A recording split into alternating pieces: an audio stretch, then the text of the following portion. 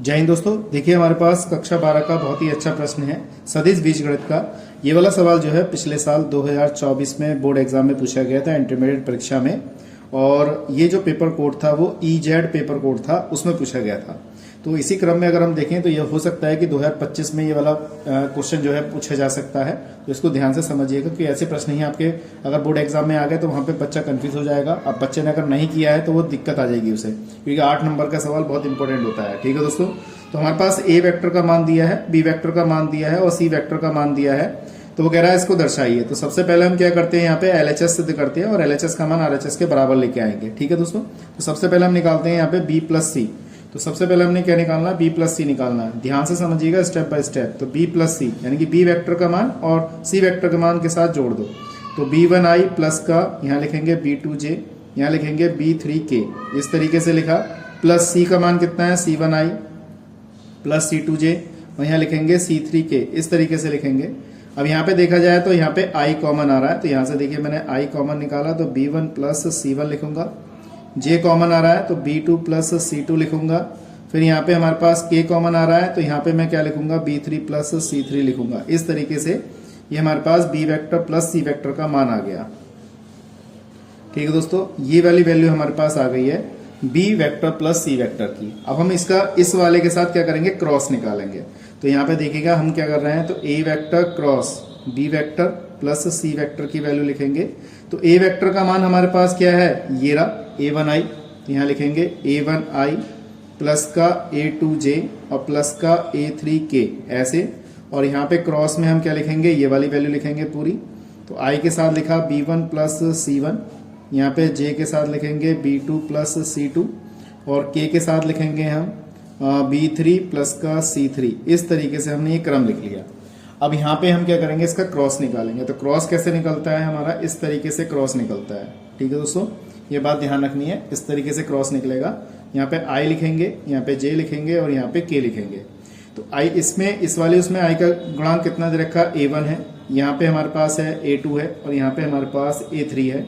यहाँ पे इसका गुणांक कितना है, b1 प्लस c1 है, यहाँ पे इसका गुणांक b2 प्लस c2 है और यहाँ पे इसका गुणांक b3 प्लस c3 है, ये लिखा। अब इसका क्रॉस निकालेंगे जो हमने कक्षा 12 में ही सीखा है, लेसन नंबर 4 में, सारणिक वाले चैप्टर में, लेसन नंबर 4 में। तो इस टाइप से i के साथ, फिर j के साथ, फिर k के साथ ऐसे विस्तार कर लेंगे। तो सबसे पहले लिखेंगे हम i के साथ। ठीक है, अगर आप लिखना चाहें तो मैं इसको आपको समझा सकता हूँ i के साथ कौन सा विस्तार होगा, ये बात ध्यान रखिएगा। तो i के साथ हम क्या इसको विस्तार करेंगे, तो इसकी गुणा इससे करेंगे। तो यहाँ लिखेंगे a1, यहाँ लिखेंगे b2 प्लस c2, बीच में माइनस चिन्ह आएगा, इसकी गुणा इससे करेंगे। तो यहाँ लिखेंगे a2 b1 प्लस c1 ऐसे लिखा और ये ब्रैकेट बंद। तो प्लस माइनस, तो माइनस का j आ जाएगा यहाँ पर। तो j के साथ क्या है, j वाले पद को दुबकाएंगे तो इसका इसके साथ आएगा। तो यहाँ पे लिखेंगे हम a1, तो यहाँ पे आएगा b3 प्लस c3 ऐसे माइनस। अब ये तो दुबक जाएगा तो इसकी गुणा इससे होगी। तो यहाँ लिख देंगे हम a3, यहाँ आ जाएगा b1 प्लस का c1, इस तरीके से ये आ गया। अब की बात फिर क्या करेंगे, k वाले को दुबका लेंगे तो इसकी इसके साथ और इसकी इसके साथ लिख देंगे। तो यहाँ पे प्लस का कितना आ जाएगा, k के साथ दुबकाएंगे हम, तो k वाले के साथ हमारे पास आएगा a1, तो यहाँ आएगा b2 प्लस c2, माइनस का यहाँ पे आ जाएगा हमारे पास a2 b1 प्लस c1। इस तरीके से हमने इसका विस्तार कर लिया। ठीक है दोस्तों, तो मैं समझता हूँ ये चीज आपको अच्छी तरह समझ में आ गई होगी। आप लिखना चाहें तो लिख सकते हैं r1 के साथ विस्तार करने पर। ठीक है, तो इतना भी हो सकता है। अब इसके अंदर मल्टीप्लाई कर लीजिए। तो i के साथ मल्टीप्लाई, i भारी रहेगा इसकी इसके साथ, तो a1 b2 प्लस का a1 c2 ऐसे। इसमें लिखेंगे a2 b1 माइनस का a2 c1, इस तरीके से लिखा। माइनस j के साथ इसके साथ गुणा करेंगे a1 b3 plus a1 c3 लिख दिया। यहाँ पे a3 b1 माइनस का a3 c1, इस तरीके से लिख दिया। और ऐसे ही k वाले के साथ लिख देंगे। तो k वाले के साथ हमारे पास कौन सा होगा वो भी देखना है आपको। तो a1 इसमें लिखना, इसकी गुणा इससे करेंगे तो a1 b2 प्लस का a1 c2, इसकी गुणा करेंगे तो a2 b1 माइनस का a2 c1। इस तरीके से हमारे पास ये वाला जो पद आया ये हमारा LHS आ गया। अब हम बात करते हैं RHS की। ये वाला पद हमारे पास आ गया। अब हम बात करते हैं यहाँ पे RHS की। तो RHS में हमारे पास क्या दे रखा है, देखिए LHS का मान ये आया है, तो LHS का इतना मान ही RHS के बराबर आना चाहिए।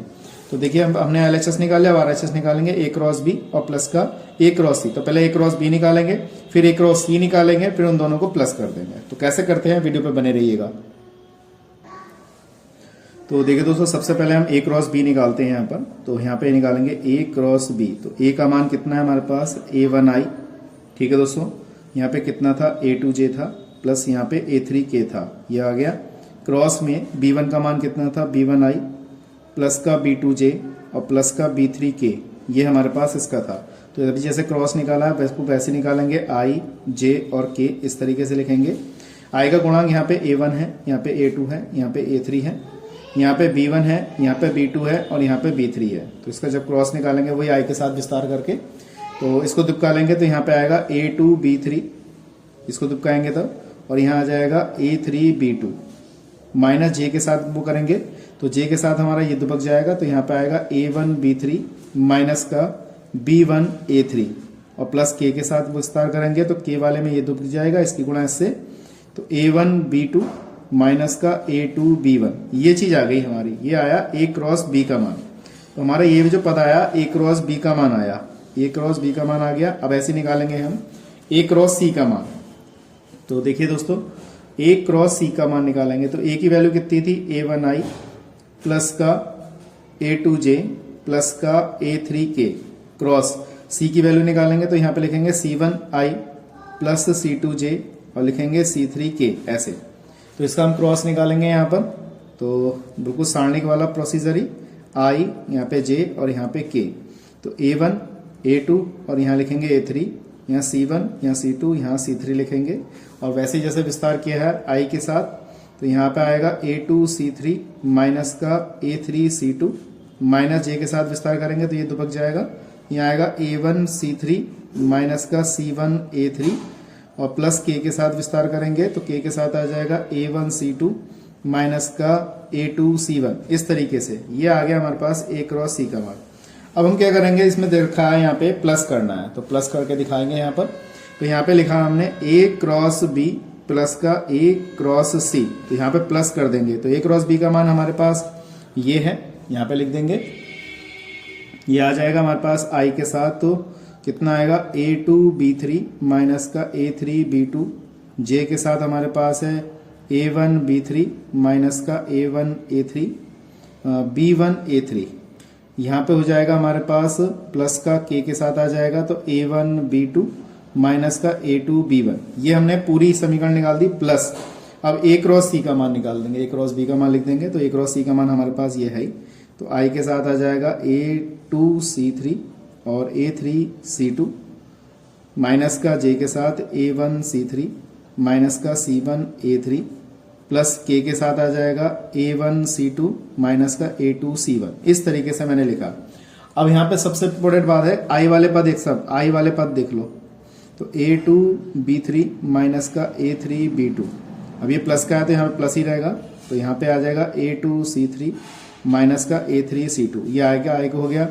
J वाले पद में देखिए J हमने लिखा तो यहाँ पे हमारे पास क्या रहेगा, ठीक है दोस्तों, यहाँ से माइनस चिन्ह कॉमन आ जाएगा तो माइनस ये वाला पद रहेगा। तो यहाँ पे आ जाएगा A1 B3 माइनस का B1 A3 प्लस का A1 C3 माइनस का C1 A3 हो गया।